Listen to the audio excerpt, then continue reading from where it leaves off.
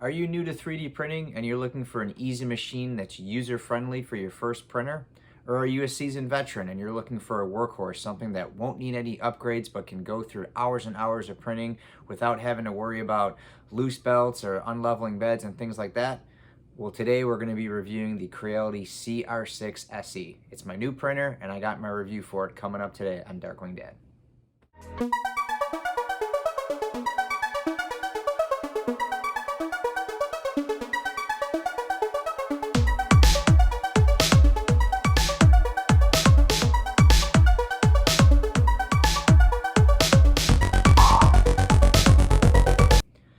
Hey, what's up guys? Darkwing Dad here again. So I've got another 3D printing adventure. Well, not really an adventure, it's just a review. So I got another printer. Surprise, surprise.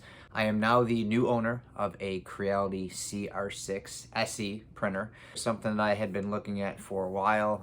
I'm getting more into doing smaller prints, things for my Etsy page. And I just wanted a quiet, reliable printer that was easy to use.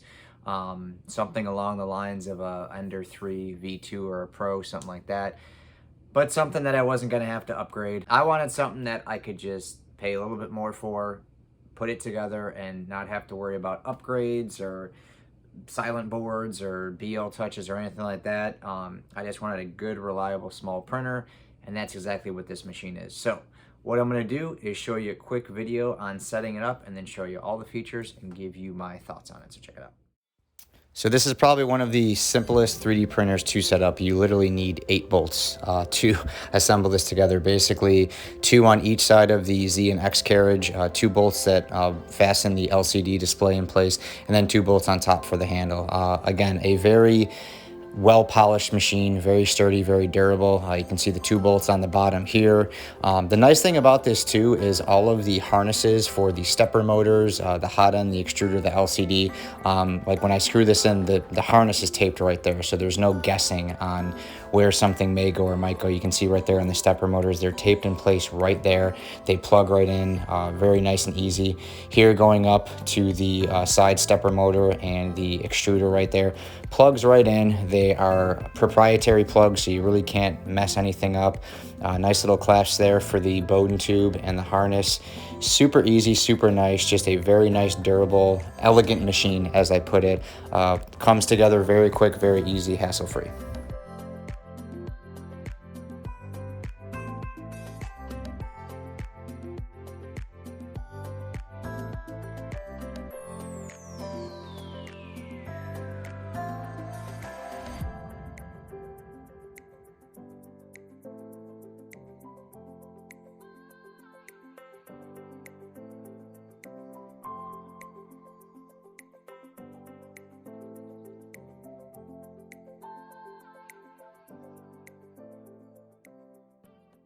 So here's the machine, and here are just some of the pieces that I've printed. I've actually printed a lot more, but these are just some of the ones that I have left over. I actually printed a ton of little like octopuses and snakes and things like that for a bunch of the kids in my daughter's class. It was the end of the school year, and they gave me a list and wanted to pay for them, and I said, no, you don't have to do that. So I actually printed a ton of small things on here, and absolutely love the machine. But obviously some calibration cubes that I printed. Very clean. Did some minor tweaking in the settings through Cura, and I will, that'll be another video.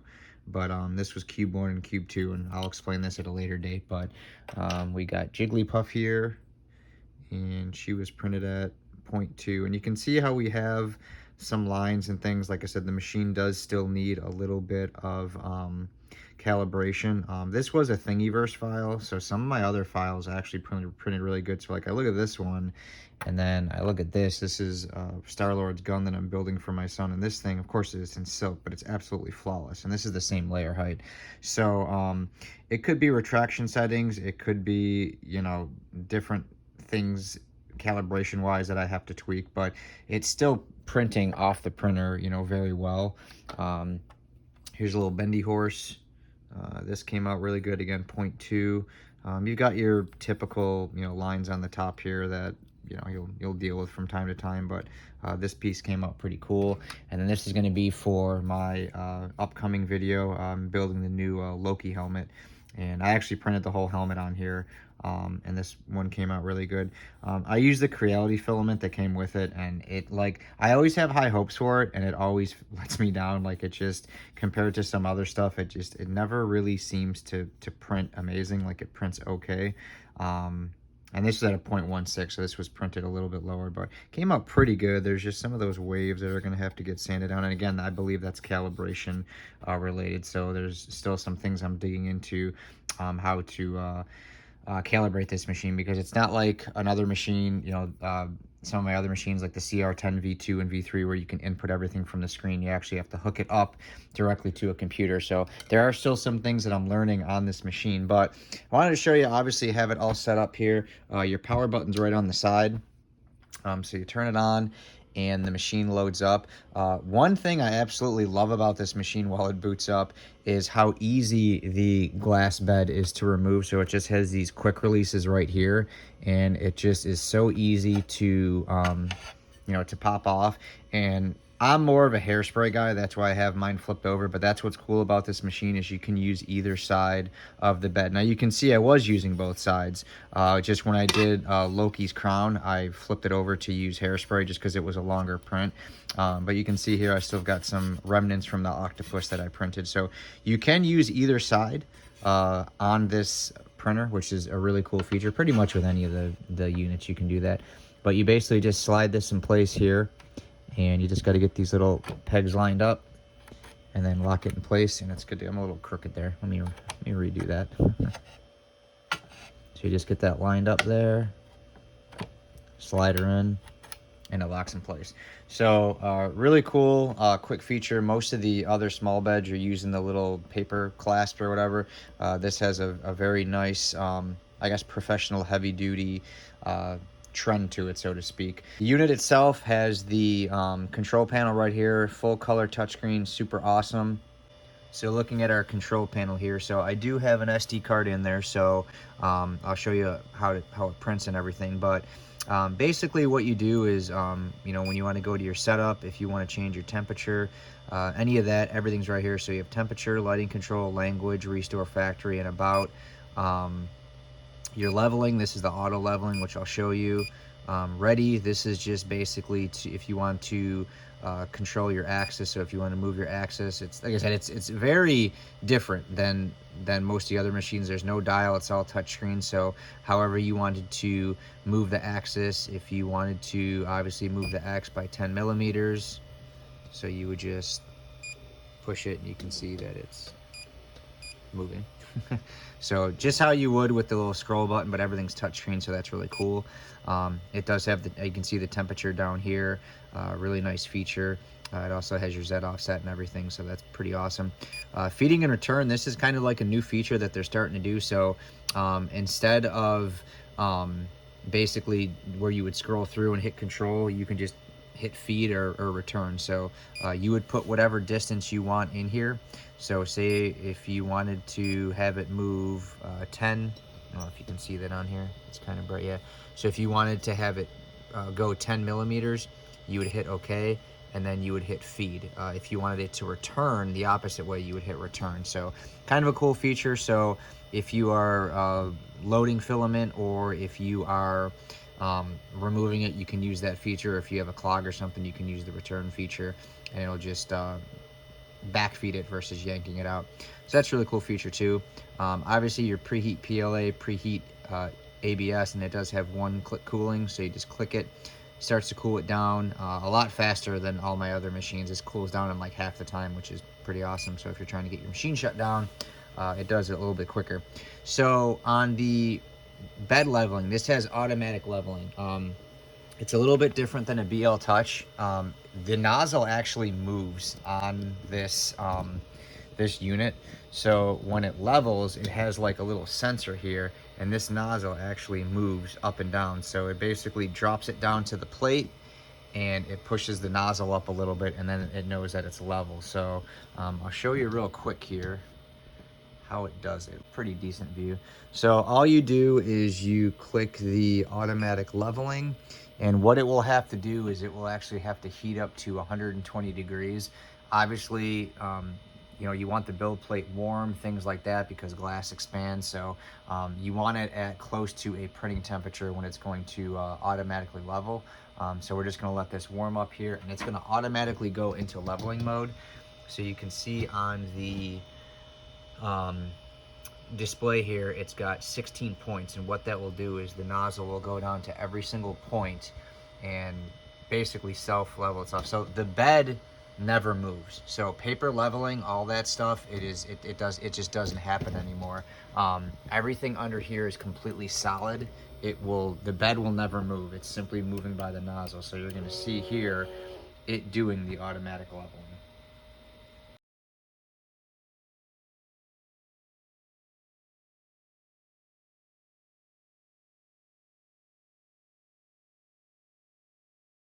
No more paper with this unit. You don't have to sit there and turn, you know, bed springs on the bottom, or, you know, turning dials to adjust the springs. You don't have to swap them out with silicone mounts. This bed never moves. It's all basically controlled and contingent on the nozzle part of it. So that to me is super super super cool. So it basically tells us, hey, you know, the bed is now completely leveled. You can see all these are lit up, so it probed the whole bed.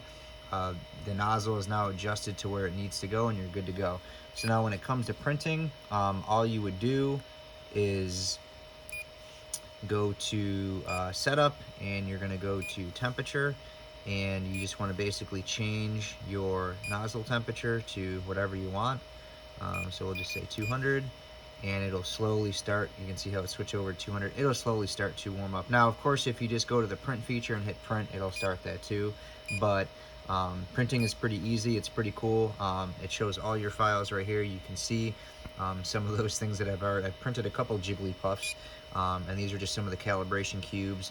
That was one of the snakes that I printed. So I can see there's a couple on this card here, and I've got multiple cards floating around. You've probably seen one of my card readers over in the corner there. So we can see this warms up pretty fast, and the bottom here is basically just your Z offset, and then what your print speed is at. And of course you can kind of tweak all those in whatever slicer or whatever setting you have, but typically you don't want to go too low on that feed rate. You want to keep it between no lower than 90. Anything like that, it could actually, you know, it could cause issues, because that's the rate that it's feeding your filament at. So yes, you're turning the speed down, but you're in essence, you could be stressing out the machine by not giving it the amount of filament it needs to print at whatever your settings are. Like I said, this machine here, I'm going to take my camera off the mount because I keep kicking it. It's just very smooth. You know what I mean? There's really not too many things that could confuse people. So very nice feature on this. It's very simple, but the machine overall is very, it's very durable. It's just put together just completely fantastic. It's one of the most, I guess, durable machines I've seen. Other cool features are to adjust your belts. There's no more using wrenches. You just basically turn right here on, you know, here on your X, and then right here on your Y. So if you need to adjust the belts, perfectly good. The Z does have basically the like a Z axis kit up here, so everything stays completely in sync. And that with this, that's why one of the reasons you can print a lot faster, because you know your Z will basically never go out of sync. So it just helps stability and control for printing at higher speeds. Another cool feature is it does have the filament runout sensor, and it also has this new extruder release, lock and release. So obviously we know the old ones, you'd have to sit there and push it and feed it through. This, very simply, you push it to your right and it is completely released. You push it here and it's locked. Super easy, love it. And it's really durable. Like, you might look at it and say, oh, it's plastic. All the inner workings are it's an all metal piece with basically just a plastic case. I love the way the Bowden tube is it just seems sturdier and more concealed. Obviously you've got all your wires for your stepper motors and everything, and your hot end. But assembling this, you could see how it's just so, I guess the word you could say is it's it's a polished machine. Like everything is just so professional, and it just looks so tight knit, and it was really easy to put it together. I'm not a huge fan of the filament holder. I'm almost surprised they didn't put it at the top, but I hate that anyways. So this isn't too bad. I think I'm gonna get a dry box and just take this off, and just run it through that way. I mean, I guess it's kind of nice that it rotates. Um, it's just something new that I'm not used to. I'm used to having it sit on top of the control box, but it is very nice because if you want it more, I guess, compact or something, you know, you can fold it away like that, and then when you're using it, bring it out. I kind of have my filament set up on an angle. I don't have it directly out because it kind of goes, it puts stress on the filament, so I kind of have it right there. It would have been nice if it was up just a little bit higher, but that's probably my only, I guess, quarrel about the machine. Other than that, it's absolutely great machine. The thing I love the most is the little tool holder. All your tools here, they kind of give you the smallest scraper I've ever seen. But again, it's just such a nice machine. It's, if you need any wrenches, everything's in here. Obviously I have 15 of these USB readers, so I don't really need that, but all the tools go in here. It's just nice and easy. It's just a clean machine. Your card goes right in there. That's USB hookup for doing things like you know, calibrating e-steps, flow rate, things like that. Like I said, that'll be another video because I'm still tweaking around with my machine. But overall, just a very solid machine. You know, you're looking at a 235 by 235 by 250 build plate, so a little bit bigger than an Ender 3. I really wish they would make this machine a little bit larger. They do have the Ender 6 Max that is coming out in a couple weeks, which is 400 by 400 by 400. An absolute monster with a $900 price tag. So this I actually got with a Memorial Day sale and a coupon, so I actually ended up getting $50 off this. So I actually paid right around $349. It was under $350 shipped. So that was, I thought it was a pretty good deal because everything else I've seen, it's around 400 bucks. So you know, a very well put together machine. It's just solid. That's all I can say. Very solid machine. I'm very happy with it so far. It's exactly what I was looking for. I don't have to worry about messing with bed springs. I don't have to worry about upgrading, you know, extruders or adding a BL touch. It's just, it's completely done. It's got a lot more better inner workings. It's got, you know, an upgraded power supply. It has an upgraded hot end, all upgraded parts that are better from an Ender 3 or a V2. So it really does have, overall, the whole machine is substantially better and, you know, a lot easier to work.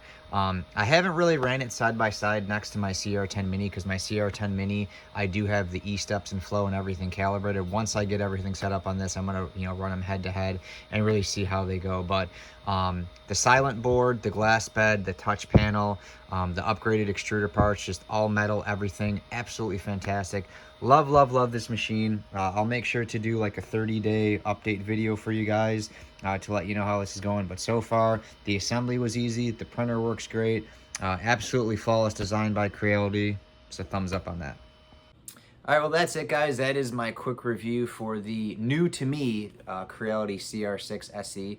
It's been out for almost a year now. I know there was a lot of buzz about it when it first came out. I had seen it, and like I said, the small bed kind of just like, I really wasn't attracted to it, but doing more and more research, it really was something that I'm really glad I got. You know, it really is quiet. It's very stable. It's just a solid machine. Like when you put it together and you feel it, you can say, man, like, you know, this is a good machine.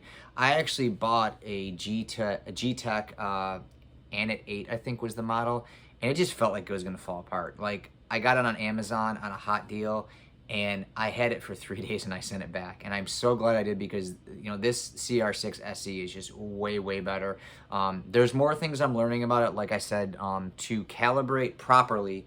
the E-steps, your flow, things like that. It does need to be hooked up to the printer. However, there were a lot of people that were actually frying their machines when they hook it up through the USB. So there's a lot of tutorials and things that show you're supposed to tape certain sides of the USB. So I'm really just watching all these videos and taking it in before I make the jump, because I really don't want to blow this machine up. So I'm like 99%. I've got everything, you know, kind of set up and dialed in. So I can hook it up and I can show a video for you guys on that, on how to basically set everything up on the machine for calibration wise. So once I get that going, that machine will be exactly fine-tuned and ready to go. Other than that, it is, like I said, it's a fantastic machine. It doesn't matter if you are a rookie. If you know, have never done any 3D printing and you want an easy machine, it is absolutely fantastic. I know when I started off 3D printing, the whole leveling the bed thing I struggled with. There was just so much, like, you look at this box and you start turning dials and it's almost too much for you at first. And then you're sitting there going on YouTube, trying to look up videos, trying to figure everything out. It's just so simple and so easy, and it's very almost elegant in a sense that it has a touchscreen and its color. It's just very, very, very simple, and there's a plethora of other videos out on YouTube on the CR-6. I just wanted to give you my experience on it. It really is a great machine, you know. It's just super easy to use, and I think anybody would benefit from it. Like I said, whether it's your first 3D printer or you're looking to add to your collection and you really want, like I said, a workhorse, it's just super solid. That thing can print for hours. You won't have to worry about beds unleveling, anything coming loose. If you do have a belt or something come loose, just a simple turn of the dial, you've got that Z-Sync kit there that it's just going to keep everything in flow, and you can run it for hours and hours and hopefully get great prints out of it. That's pretty much it for today's video, guys. I hope you enjoyed my review. If you are considering a CR-6 SE, I highly recommend it. It is a fantastic machine, and right now Creality does have a bunch of Father's Day deals going on. You can pretty much still get the machine for the same price that I paid for it, which is right around $350, and of course free shipping. It took about 5 days to get in the mail. I don't know, I guess it depends on where you live. I'm in Florida, so I don't know, I guess they just made me wait. They're like, screw you, you live near the beach. If you've enjoyed this video, please give me a thumbs up, leave me a comment, let me know what you think. If you are a subscriber to the channel, thank you so much for your support. We are so close to 1K subscribers. Once we start getting to 1K subscribers, all the fun stuff begins. So share this page, make sure you click subscribe, make sure you give me a thumbs up and a like, and let me know what you think of the video. Obviously, teaser, the next video up will be on the Loki helmet that I'm building, the new 2021 from the Loki series on Disney+. So be on the lookout for that. That was printed fully on this machine. I'm already halfway through it. I really just have that one horn left to do, so that'll be the next video up. That's it, guys. I'm done. Thank you for watching. Let me know what you think of the video. Leave me a comment. Don't forget to subscribe. Till next time, I'll see you.